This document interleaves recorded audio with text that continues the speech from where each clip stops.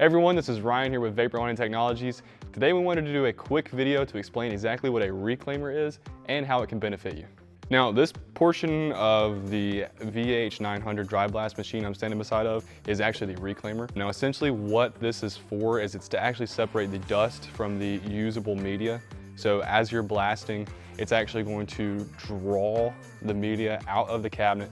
It circulates in here, the good media falls down to be reused, and the dust is actually pulled into your dust collector. If you want a reclaimer, you have to purchase a dust collector, and that's because the actual drawing motion is caused by the dust collector, and the separation is done inside of the reclaimer. This can be used on a range of different abrasives. That's why it also can be used on a pressure pot if you're trying to use larger abrasives. But again, it's a very good investment if you guys need tight tolerances whenever it comes to your actual finishes, and that again is due to it separating the usable abrasive from the spent media and putting it inside the dust collector. Now, the reason that a dust collector, again, must come with the reclaimer is because the CFM that's actually being drawn through the machine is very important, so you have to size them appropriately. On our machines, we also have a valve that controls how much air is actually flowing through the machines, and that way you get the optimal results from your reclaimer. Now, with a reclaimer, I know I mentioned that you can use heavier abrasives. There is a different case for steel shot. The pressure pot actually has to be mounted directly below the cabinet. So we do have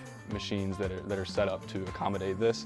Also with soda blasting, there's no need for a reclaimer because soda is a single-use abrasive, so after you finish blasting, it's actually pulled into the dust collector so that you can dispose of it. But for your standard machine, you can actually see inside the hopper, this is where your media actually sits, and then it's drawn back into the cabinet and then pulled back into the reclaimer. So your media is actually housed inside the reclaimer, not inside the hopper like you would see in a traditional wet blast.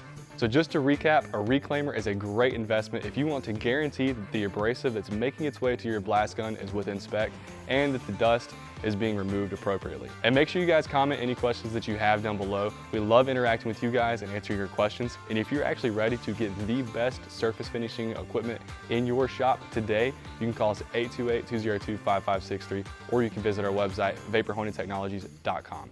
Thank you all for watching, and I hope you have a great day. Peace.